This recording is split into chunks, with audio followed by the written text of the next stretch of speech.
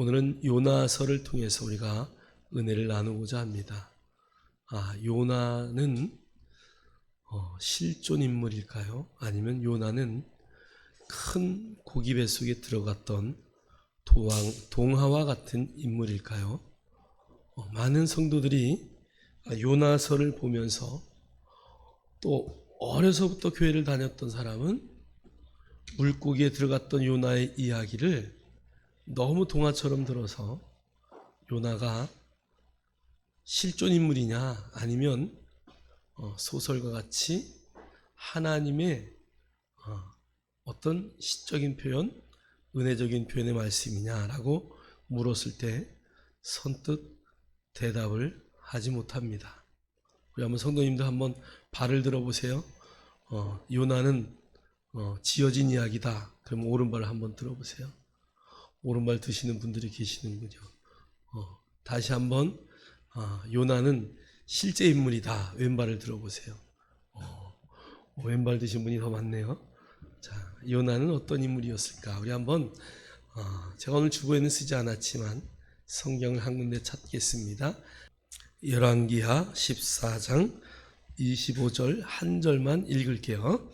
우리 다 같이 큰 소리로 한번 읽겠습니다. 시작. 이스라엘의 하나님 여호와께서 그의 종 가드헤벨 아미떼의 아들 선지자 요나를 통하여 하신 말씀과 같이 여로보암이 이스라엘 영토를 회복하되 하맛 어귀에서부터 아라바 바다까지 하였으니. 북이스라엘과 남유다로 갈려진 두 나라 가운데 북이스라엘의 풍전등화와 같은 그런 어려움을 아수르를 통해서 당할 때가 한두 번이 아니었습니다. 그런데 오늘 보니까 여기 여로보암은 이스라엘의 왕, 첫 번째 이스라엘 왕을 말하는 게 아니죠. 후에 있어진 여로보암 2세죠. 그래서 이 여로보암 왕 때에 선지자 아미떼의 아들, 여기 보니까 가드헤벨이라고 그랬어요. 가드헤벨이라는 지명은 오늘날 갈릴리 지역, 나사렛 지역입니다. 갈릴리 주님이 사시던 동네에 나사렛 동네가 있는데 그 오늘날의 지명은 나사렛이에요. 그러니까 예수님과 똑같은 동네에 살았던 선지자입니다. 근데 여러분, 열왕기 상하를 보면 선지자들은 왕에게 무엇이라고 말을 주로 하냐면 왕이요, 그렇게 하면 안 됩니다. 잘못됐습니다. 왕은 잘못된 길을 가고 있습니다. 그리고 선지자의 모든 일들은 왕들이 한 일을 지적하고 고칠 수 있도록 하는 것이 주로 선지자들의 역할이었습니다. 그런데 오늘 이 아미떼의 아들 요나는 여로보암에게 성벽을 중수하여 나라를 지킬 것을 하나님의 음성을 듣고 말합니다. 그래서 여로보암 시대에 또 그 이스라엘 모든 선지자 중에 요나는 특별한 선지자다. 그의 한 말대로 했더니 나라가 부강해지고 나라를 살린 선지자라고 요나를 칭했다는 것이에요. 요나는 그 당시에 굉장히 유명했던 그런 사람이라는 것을 우리는 성경을 통해서 알 수 있습니다. 그러니까 일반적인 선지자와 좀 다르게 굉장히 인기가 좋은, 정말 하나님의 음성을 통해서 나라를 부강하게 했던 남다른 선지자였다는 것을 오늘 성경은 말하고 있습니다. 그러니까 그 당시에 요나 그러면 많은 사람들은 주의 종이요, 선지자요, 하나님의 사람이라는 것을 알고 있었다라고 성경은 우리에게 말하고 있습니다. 그러니까 오늘 열왕기에 기록되었다는 것은 요나는 동화 속의 인물이 아니라 실존했던 사람이다. 마태복음에 우리 한번 12장에 보면은 마태복음 12장 39절에도 주님에게 당신이 하나님의 아들입니까? 당신에게 어떤 표적을 우리가 구할까요? 라고 물어볼 때에 나는 요나의 표적밖에 너에게 보일 것이 없다. 주님이 요나의 표적을 직접 말씀하셨습니다. 그러니까 요나가 물고기 뱃속에서 3일 있었을 때 어떤 사람들은 어떻게 고래 뱃속에 3일 있었느냐? 그 위액이 얼마나, 위에도 산이 있잖아요. 그러니까 뼈들을 녹이잖아요. 큰 고기 뱃속에서. 어떻게 3일을 살아났겠느냐? 오늘 그것을 말하려고 하는 것이 아니라, 과학자들은 그런 것을 따지고 논리적으로 말할 수 있겠지만, 믿음을 가진 저희들은 정말 요나는 실존했던 하나님의 사람이었고, 큰 고기 뱃속에서 3일 동안 음부와 같은 곳에, 주님이 그곳에 있었다고 말하잖아요. 그곳에서 부활했던 사람이었다라는 것을 우리는 알 수 있다는 것이죠. 그래서 오늘 요나서를 통해서 하나님은 요나가 3일 동안 어떻게 살았을까, 이런 것을 말하려고 하는 것이 아니라 요나가 어떻게 하나님 앞에 쓰임받았고, 또 요나서는 제가 가만히 들여다보니까 요나를 위해서 쓴 책이 아니고, 그 니느웨이 성에 하나님을 믿지 않는 사람들을 위해서 쓴 책이 아니고, 요나는 바로 선지자, 또 오늘날 저와 여러분 같이 하나님을 믿는 자들 위해서 쓰여진 책이라는 것을 여러분 아셔야 됩니다. 그래서 우리가 늘 이야기하죠. 가슴에다 한번 손을 얹어보세요. 요나가 문제입니다. 네, 요나가 문제다. 그래서 여러분, 오늘 말씀을 통해서 정말 그리스도인으로서 나는 어떤 삶을 살아내야 될까라는 주제를 갖고 한번 성경을 보도록 하겠습니다. 오늘 1절, 2절을 보니까 여호와의 말씀이 아미떼 아들 요나에게 임하니라. 이르시되 너는 일어나 저 큰 성읍 니느웨로 가서 그것을 향하여 외치라. 그 악독이 내 앞에 상달되었음이니라 하시니라. 오늘 하나님은 그 당시에 유명했던 선지자 요나에게, 야, 네가 저 니느웨이 성에 가서 좀 외쳤으면 좋겠다. 여러분, 니느웨이 성읍은 아수르에 속해져 있는 나라고요. 티그리스 강, 유프라테스 강으로 나눠져 있는 그 티그리스 강 주변에 지금도 굉장한 유물이 발견되는 곳입니다. 오늘날의 이름이 모슬 지역입니다. 여러분, 모슬 지역 많이 들어보지 않았나요? 이라크의 IS들이 모슬 지역에 박람관 막 이런 데를 폭파시키고 유물들을 다 없애버리고 막 이런 일들을 행해서 우리에게 뉴스로 좀 익숙해진 지역이 바로 그 당시에 니느웨이였다라는 것을 우리는 알 수 있습니다. 자, 그런데 오늘 이 니느웨이로 가라고 했는데 요나는 선지자잖아요. 주님의 음성, 여기 쿰레이크, 이스라엘 백성이 쿰, 일어나라, 이 소리를 들으면 자다가도 벌떡 일어나는 단어입니다. 그들의 사명을 잃어버렸다가도 쿰이라는 단어를 들었을 때 내 사명은 무엇이지? 그러고 벌떡 일어나는 단어입니다. 또 특별히 이 요나서는 지금도 이스라엘 백성들이 대속죄일에 낭독되어지는 그런 책입니다. 그러니까 요나서는 굉장히 중요한 것을 내포하고 있는데, 오늘 요나는 하나님으로부터 사명을 받았을 때에 그 하나님이 주신 사명은 세상으로 나가는 것인데 그는 그곳에 나가기를 부정하고 반대길로 갔다는 것이요. 요나뿐이 아니죠. 오늘날 많은 성도들이 하나님의 음성을 듣기는 듣되 하나님의 음성은 하나님의 음성이고 나는 절대 그렇게 할 수 없어. 그런 반응을 보이는 게 얼마나 많은지 몰라요. 여러분 한번 누가복음 3장 6절 한번 읽겠습니다. 시작.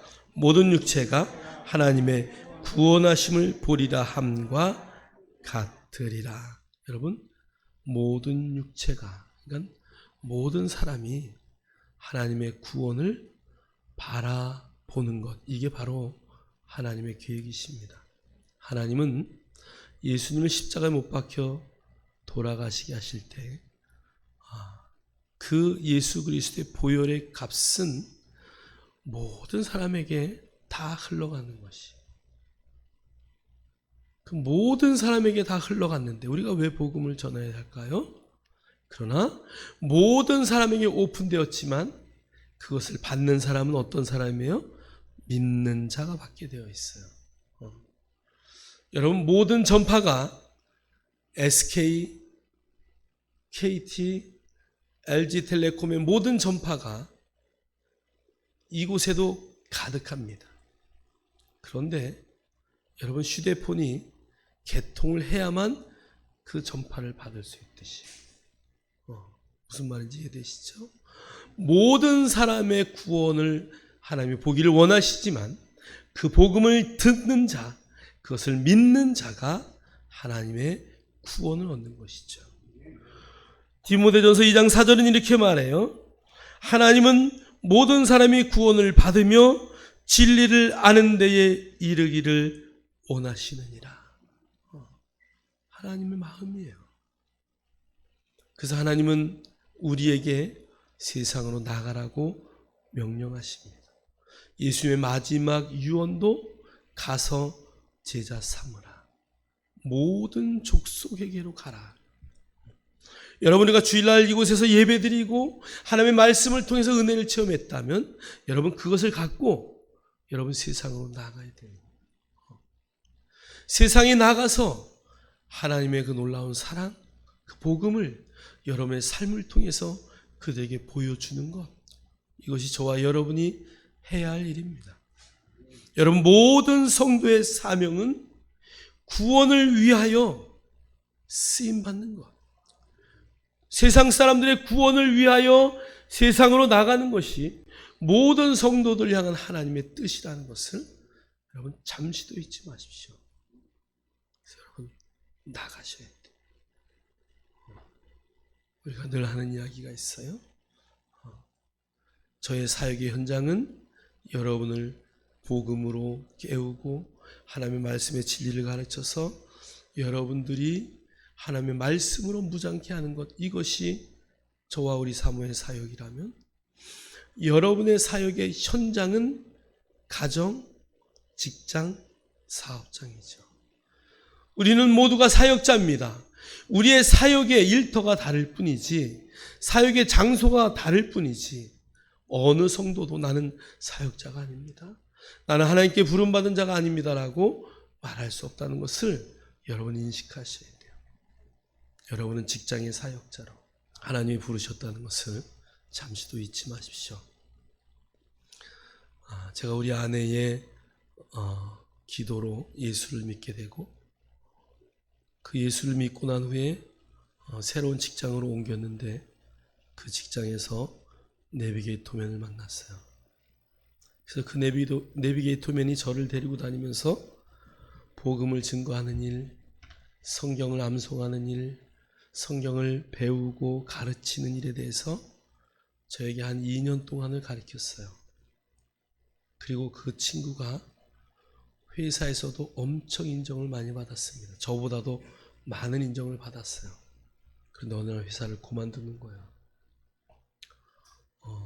왜 그만두냐고. 이 회사에서 자기의 사역은 끝났다는 것이죠. 저 한 사람을 제자 삼고 그 친구는 지금 있는 회사보다 월급도 더 적게 주는 회사로 옮겼어요. 물론 그때 총각 때였고 저는 결혼한 사람이었죠. 나보다 나이가 어린 친구였는데, 그리고 그 친구는 다른 회사로 갔어요. 제가 그곳에서 신회를 만들고 직장에서 예배를 드리기 시작했습니다. 그 친구가 저에게 가르쳐줬던, 나의 멘토로서 나에게 가르쳐줬던 것은, 직장은 내가 돈 많이 받고 명예가 올라가고 이래서 있는 곳이 아니라 그곳에서 한 명의 제자를 삼고 또 한 명의 제자를 삼기 위해서 다른 곳으로 갈 수 있는 바울과 같은 그런 일들을 그 당시에 내비게이터맨들이 했다는 것이죠. 여러분의 직장은 어떻습니까? 여러분의 사업장은 어떻습니까? 여러분은 무엇 때문에 직장에 다닙니까? 여러분의 삶의 우선순위는 먼저 그 나라와 그 의를 위하여 사는 삶입니까?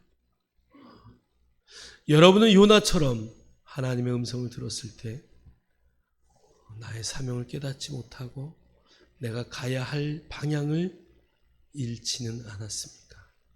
사랑하는 성도 여러분, 하나님의 말씀을 통해서 나의 사명을 깨닫고 그 사명 안에서 내가 할 일들을 발견할 수 있는 저와 여러분 되기를 주님의 이름으로 축복합니다. 로마서 1장 16절은 이렇게 말씀하고 있어요. 내가 복음을 부끄러워하지 아니하노니 이 복음은 모든 믿는 자에게 구원을 주시는 하나님의 능력이 됨이라. 먼저는 유대인에게요 그리고 헬라인에게로다. 바울은 복음을 부끄러워하지 않았습니다. 여러분, 오늘날 우리는 절대 복음을 부끄러워하지 않습니다. 십자가도 부끄러워하지 않습니다. 그것은 우리의 자랑입니다. 그러나 그 당시에 복음을 말하고 십자가를 말하는 것은 굉장한 수치일 수도 있었습니다. 왜요? 십자가에 죽는다는 것은 최악의 형벌을 받았다는 이야기입니다. 복음이라는 것은 나의 열심, 나의 어떠한 헌신을 통해서 이루어지는 것이 아니었기 때문에 그 당시의 철학과 그 당시의 종교로서는 말을 꺼낼 수 없는 것이었습니다. 오늘날 많은 그리스도인은 예수님이 십자가에 죽으심으로 우리의 죄가 다 용서받았다는 것을 자신 있게 말하고 나는 의인이라고 말할 수 있습니다. 그러나 그 당시에 많은 종교들은 내 죄를 용서받기 위해서 내가 어떠한 고행을 치러야 할지, 그것이 어떠한 더 큰 고난을 겪어야 내가 정말 신앙인으로 종교인으로 살아갈 수 있다는 것을 그들은 배웠고 그렇게 학습되었기 때문에 오늘 바울의 주님이 십자가에서 죽으시면서 너희의 모든 죄를 용서하셨다라고 하는 율법은 끝났다고 하는 그 단어들을 그들은 이해할 수 없었다는 것이죠. 특히 유대인들은 소가 죽고 양이 죽고 내 대신 죽어야 그들의 죄가 용서함 받았다는 구약의 사상을 그대로 갖고 있었기 때문에 복음을 이해할 수 없었다는 것이. 그래서 예수님을 흠없는 양이다라고 성경은 말씀하고 있는 것입니다. 히브리서는 한 번의 영원한 제사를 주님이 다 지켜내셨다고 말씀하고 있는 것이. 오늘날도 이스라엘 백성은 양을 잡고 소를 잡아서 그곳에 자기의 죄를 전가시키는 예배를 사마리아에서는 지금도 드리고 있어요. 그러나 저와 여러분은 은혜로, 여러분 우리의 열심으로 어떻게 우리의 죄를 용서받겠습니까? 여러분 아무리 우리가 고행을 하고 열심을 한다고 한들 사람마다 기준이 다르기 때문에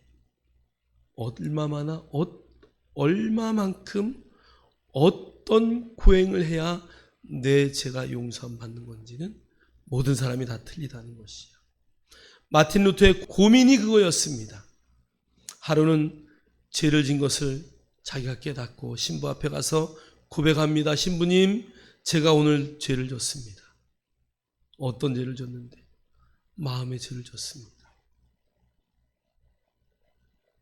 성경에는 마음에도 죄를 진다고 했으니까요. 여러분 우리가 얼마나 마음의 죄를 짓습니까? 율법이 그렇게 말하고 있기 때문에.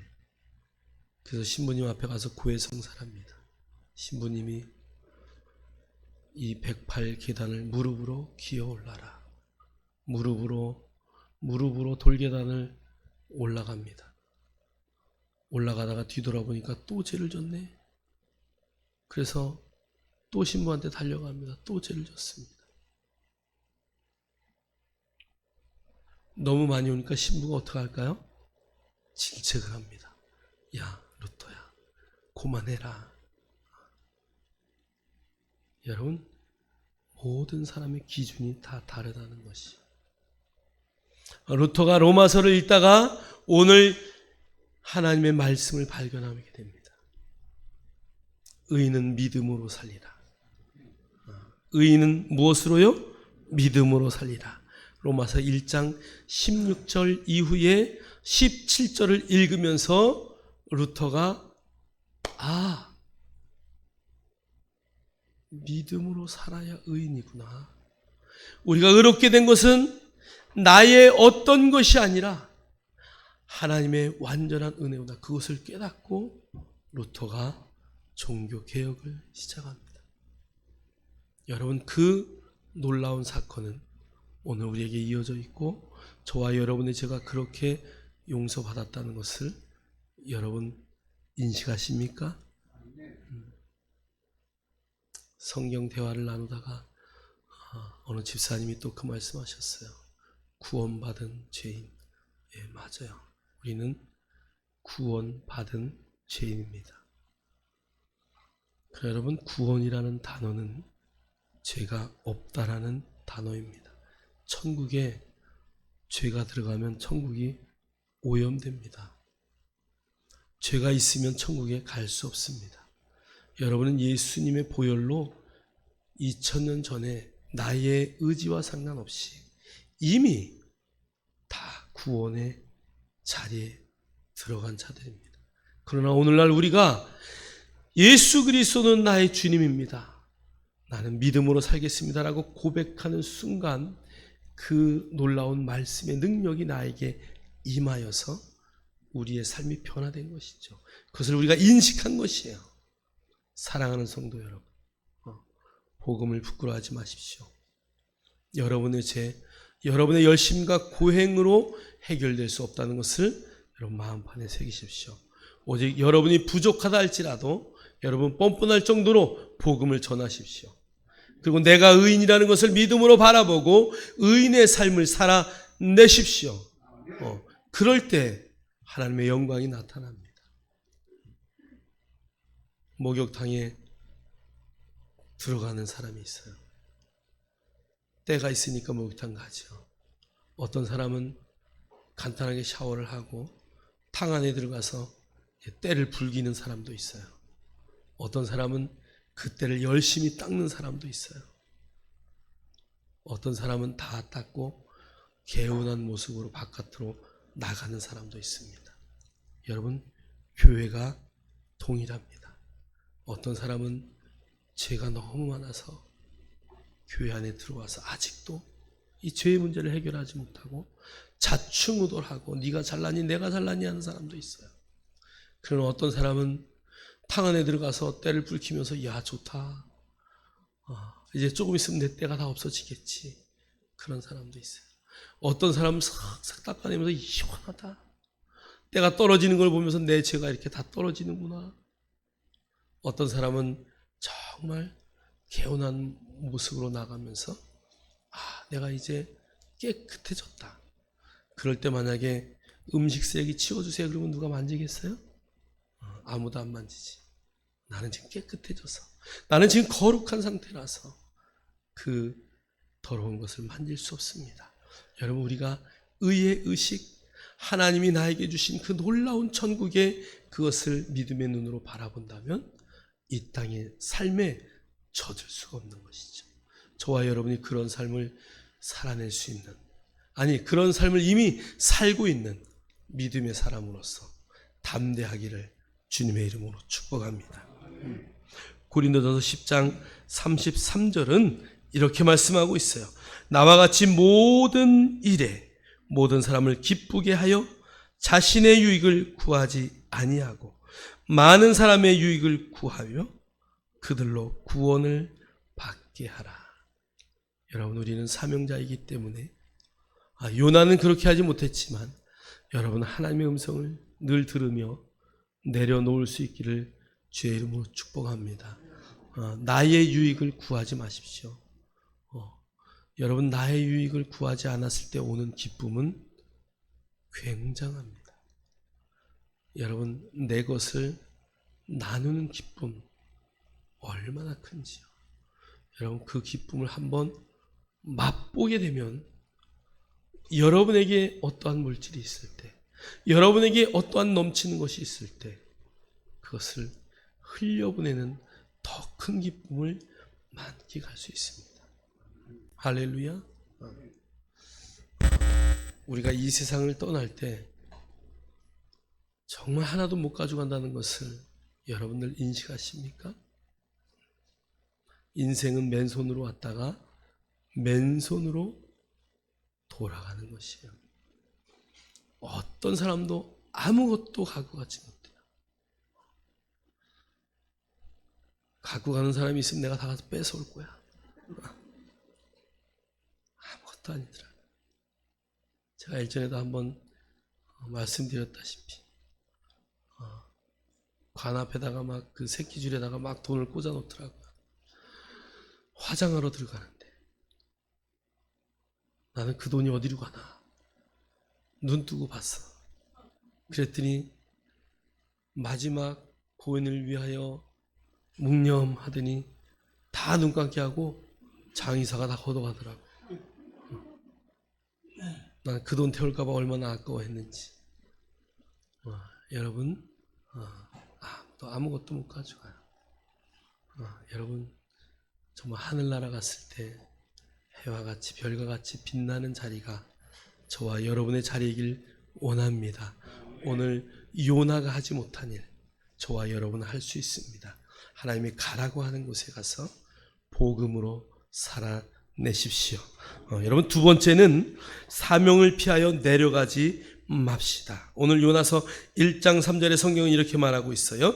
그러나 요나가 여호와의 얼굴을 피하려고 일어나 다시스로 도망하려 하여 욥바로 내려갔더니 마침 다시스로 가는 배를 만난지라. 여호와의 얼굴을 피하여 그들과 함께 다시스로 가려고 뱃삭을 주고 배에 올랐더라. 여러분 사명을 버리다 보니까요 돈도 잃어버려요. 오늘 요나가요 하나님의 사명은 어디로 가는 거예요? 니느웨로 가는 거예요. 여러분 그 요나가 살던 지역에서 니느웨로 가는 길 가까운 길은 아닙니다. 그러나 그 길을 가는 길에는 뱃삭이 들어가지 않아요. 그런데 오늘 요나는 하나님의 명령을 어기고 다시스 완전히 반대 방향으로 가는 거예요. 오늘날 다시스는 스페인 지역을 말합니다. 그러니까 오늘 이라크 지역과 스페인 지역은 지중해의 맨 끝입니다. 그러니까 완전한 반대로 가는 길을 요나는 택했어요. 오늘 성경에 보니까 여호와의 얼굴을 피하고 일어나 다시스로 도망하려 하여 욥바로 내려갔더니 마침이요 사단이 가장 좋아하는 단어예요. 하나님을 피하여 가려고 했더니 딱 대기하고 있는 거야. 배가. 이야, 배가 대기하고 있었네. 이건 하나님의 뜻이 아니지. 내가 어떻게 그 원수 같은 니느웨 그 나라에 가서 복음을 전할 수 있을까? 마침 배가 딱 와 있네. 다시스로 도망가는 거 이거 봐도 이게 하나님의 뜻일 수도 있어 하고 지금 요나가 도망가는 거야. 그 유명한 선지자가 여러분 오늘 성경에 뱃삭이라고 쓰여져 있어요. 옛날 성경에는 선가라고 되어 있어요. 그런데 오늘 보통 뱃값을 낸 것이 아니에요. 이 성가라는 단어는 배의 전체를 내가 통째로 그냥 이렇게 비싼 값에 샀다 이런 의미가 있는 단어입니다. 그러니까 요나에게는 돈도 있었고 그러나 그는 사명을 따라가기보다는 다 내려놓고 하나님의 명령과 반대된 자리로 뛰어갔다. 지금 그 얘기죠. 여러분 요나만 그렇지 않았다는 것을 우리는 알 수 있어요. 저와 여러분도 얼마나 하나님의 명령을 어기고 하나님의 뜻이 어디 있는지 여러분의 양심이 말하고 하나님의 말씀이 말하는데 우리는 반대 일을 할 때가 얼마나 많은지 몰라요. 그래서 여러분 요나와 같지 않은 그런 믿음의 삶을 살아낼 수 있기를 주님의 이름으로 축복합니다. 사명을 버리고 사명을 피하는 자의 인생은 내려가고 내려갑니다. 오늘 배에 올랐더라라는 단어와 욥바로 내려갔더라라는 단어는 동일한 단어입니다. 또 나중에 나오겠지만 고래의 뱃속, 큰 물고기의 뱃속에 들어갔다라는 단어도 성경은 내려갔다라는 단어로 되어 있어요. 여러분 어떻게 해야 올라갑니까? 우리가 겸손해야 올라가요. 오늘 요나는 하나님의 말씀을 듣는 겸손함의 자리가 아니라 자기의 뜻을 따라가는 교만한 자리에 들었기 때문에 그는 내려가고 고기의 뱃속까지 내려가는 그 음부를 맛보았다는 것을 우리는 성경을 통해서 알 수 있습니다. 자, 우리 한번 사무엘상 17장 36절로 37절 우리 다 같이 한번 읽겠습니다. 시작.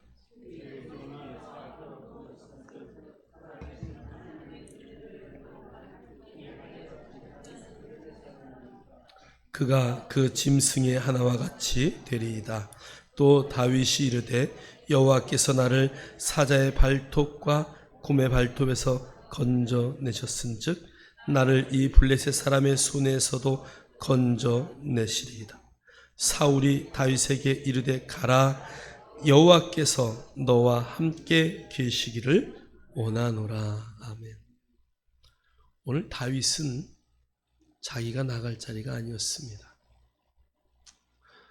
그곳에 형들도 나가 있었고 또 그 당시에 사울은 키가 엄청 큰 장수였어요.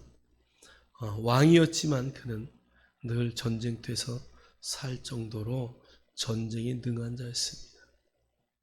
오늘 그럼에도 불구하고 다윗은 자기가 나가지 않아도 되었지만 상황을 만났을 때 그 이스라엘 백성을 모욕하는 골리앗을 향해서 내가 나가야겠다라는 그런 마음을 가졌다는 것이죠. 여러분에게 어떤 상황이 닥쳐왔다 할지라도 여러분 담대하십시오. 오늘 다윗처럼 그 돌팔매 갑옷이나 이런 것들을 다 내려놓고 그 사자와 곰의 발톱에서 나를 구하셨던 그 하나님을 믿고 담대하게 칼을 든 장수 앞에 달려나갔던 것처럼 여러분 그렇게 달려나가셔야 돼요. 여러분 어떠한 상황 가운데 있다 할지라도 여러분이 담대한 마음으로 나가면 하나님은 반드시 여러분 안에서 승리를 이끄시는 분이에요. 에스더가 죽으면 죽으리라고 말했을 때 그에게 놀라운 하나님의 은혜가 임했던 것처럼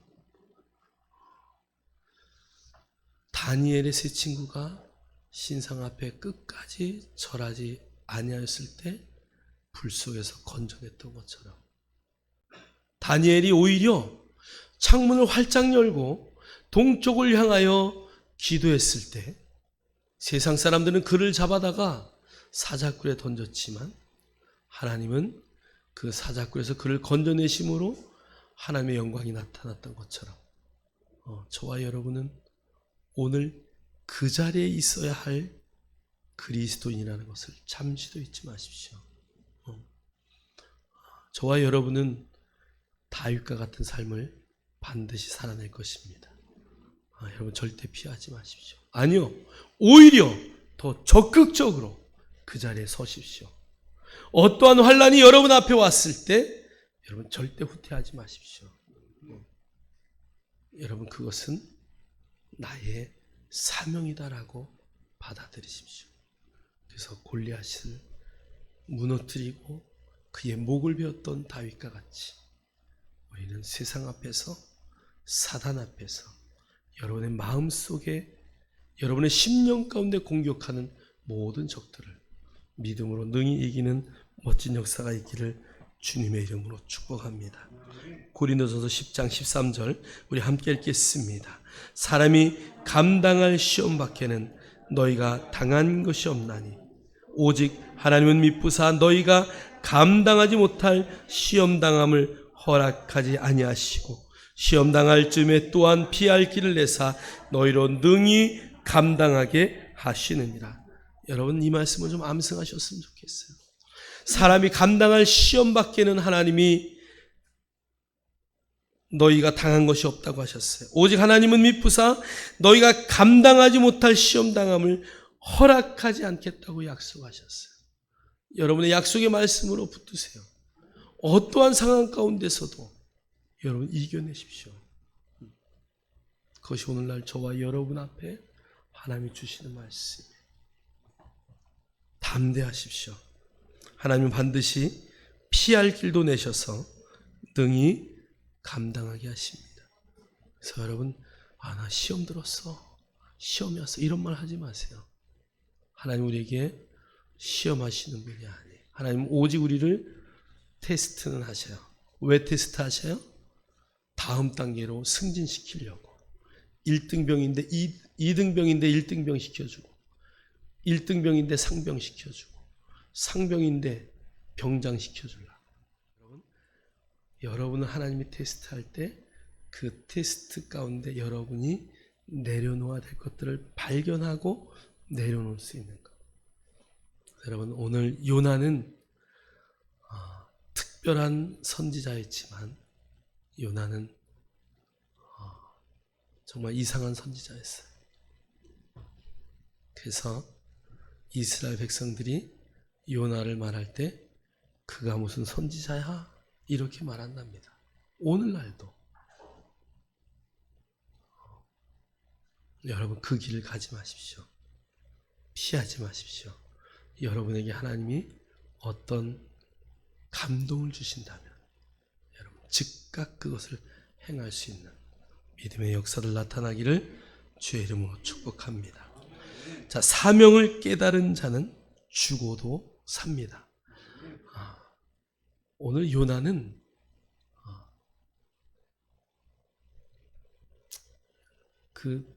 오히려 이 배에 타 있던 사람들은 양심적이고 아마 요나가 아니어도 다른 사람을 통해서 얼마든지 구원받을 만한 사람들이에요. 오늘 16절에 보니까 그 사람들이 여호와를 크게 두려워하여 여호와께 제물을 드리고 서원을 하였더라. 오늘 이 말은요, 그들의 신 앞에 막 기도하다가 요나를 물속에 던지자마자 바다가 잠잠해지고 풍랑이 멈춘 것을 보고 그들이 하나님 앞에 예배하면서 개종했다는 이야기예요. 여러분 오늘 이 사람들은 요나가 나를 바닷속에 던져도 됩니다. 그런데 그들은 자기의 식량 가지고 있던 배에 실었던 것을 다 내려놓고도 어떻게 우리가 요나를 던질 수 있겠는가 하고 요나를 던지지 않고 끝까지 참았던 사람들. 어떻게 했으면 좋겠냐? 요나가 오늘 성경에 이렇게 말해요. 11절 12절에 이렇게 말해요. 바다가 점점 흉흉한지라 무리가 그에게 이르되 우리가 너를 어떻게 하여야 바다가 우리를 위하여 잔잔해지겠느냐 하니 그가 대답하되 나를 들어 바다에 던지자. 그리하면 바다가 너희를 위하여 잔잔하리라. 너희가 이 큰 폭풍을 만난 것이 나 때문인 줄 내가 아노라 하니라. 여러분들 요나가 선택할 수 있는 길을 어떤 분이 설교하면서 2가지였다라고 말해요. 근데 저는 말씀을 묵상하면서 아니지 3가지지. 요나가 선택할 수 있는 첫 번째는 오늘 그 선원과 선장과 배와 요나까지 전부 물속에 수장당하는 일이에요. 죽는 수밖에 없죠. 2번째 요나는 오늘 본문에서 말한 것처럼 나를 저 풍랑에 저 바닷속에 던지십시오. 그들은 살리고 나는 죽겠다는 각오야. 그래서 제가 말씀 묵상하다 보니까 아니요. 이 2가지는 하나님의 뜻이 아니에요. 그러니까 세상 사람들이요. 어떤 환난과 시험과 고통을 당했을 때 이거 하나님의 뜻이야. 아니요. 하나님은 절대 여러분에게 환난 주시는 분이 아니에요. 저는 여기서 요나가 이렇게 말했으면 좋았다 라고 생각했어요. 하나님, 잘못했습니다. 선장이여 뱃머리를 돌리십시오. 다시 나를 요빠 항구로 데려다 주세요. 그리고 나는 니느웨로 가겠습니다. 이게 회개 아닌가요? 여러분의 방향을 바꾸는 게 회개예요. 오늘 요나는 그것을 선택하지 못했다는 것이요. 그러나 오늘날 저와 여러분은 그것을 발견하셔야 돼요. 여러분 잘못된 길을 갔을 때 여러분의 생명을 죽음으로 가는 건 하나님 원하지 않아요. 여러분, 많은 그리스도인들도 자살하는 사람들을 보면서 아니요, 저와 여러분은 그 길을 가면 안 돼요. 할렐루야. 그리스도인들은 하나님의 나라의 생명이 어떤 것인지, 내 생명이 내 것이 아니라는 것을 우리가 안다면 다시 물속에 나를 던져 죽이세요가 아니라 요빠 항구로 돌려서 나의 길을 바꿔주세요. 나는 다시스로 가야 됩니다. 이게 바로 사명 앞에 선자들의 살아나는 모습이죠. 할렐루야. 여러분, 그가 물고기 뱃속에 들어갔다 할진들 하나님의 그를 버리겠습니까? 애꿎은 물고기가 고생하는 길이에요. 여러분, 오늘날도 그리스도인들 때문에 고생하는 세상 사람이 있어요. 제가 아는 장로님이 있어요. 장로님은 주일날 한 번도 빠지지 않고 열심히 교회 나가요. 그런데 그 장로님의 직장의 직원들은 주일날 뼈 빠지게 일해요. 거기 일하는 분들을 내가 보니까 집사님도 있고 권사님도 있고 성도들도 있더라고요. 근데 장로님이 주일날 다 일 시켜놓고 자기 내외는 교회 나가서 예배 드리고 와. 그 성도들이 어떻게 생각할까요? 그리스도인들 때문에 세상이 힘들어지지 않도록, 여러분, 그리스도인들의 그 사명 때문에 세상이 더 밝은 사회가 될 수 있도록 여러분을 하나님 앞으로 방향을 바꾸시기를 주의 이름으로 축복합니다. 여러분, 방향을 바꾸셔야 돼요.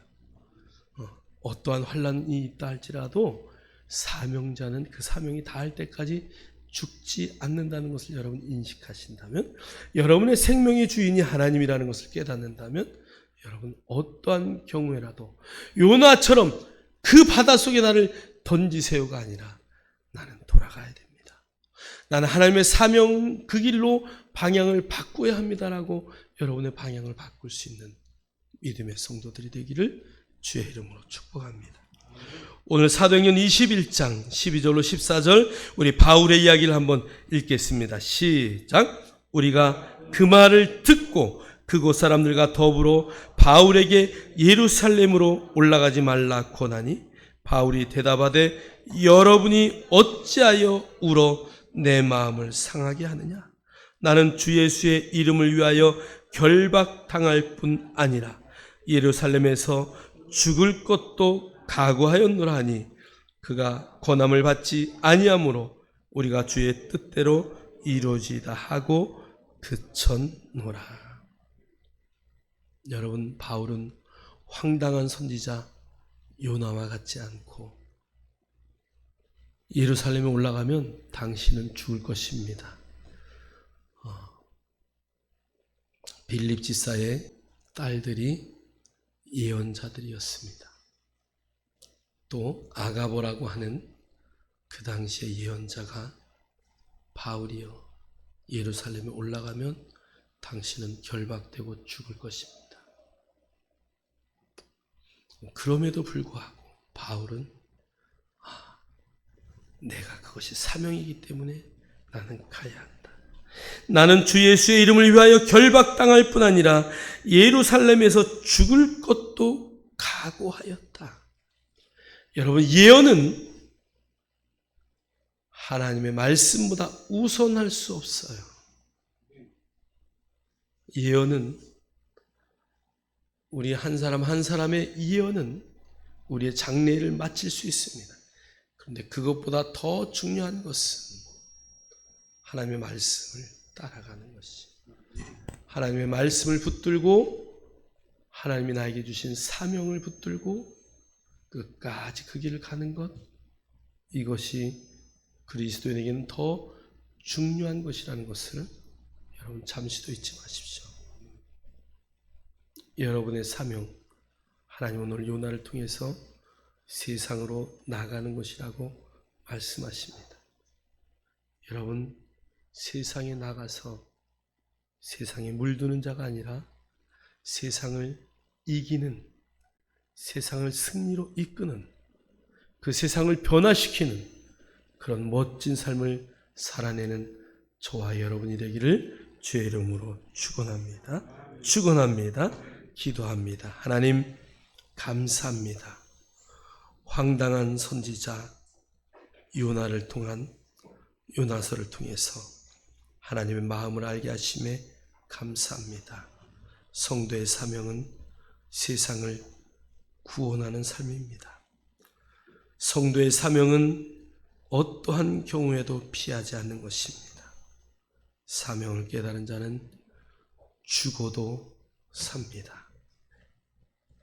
우리의 방향을 오직 하나님께로 향하고 하나님을 향하여 나아갈 수 있는 멋진 사명의 삶을 살아내는 우리 모두가 되게 하심에 감사합니다.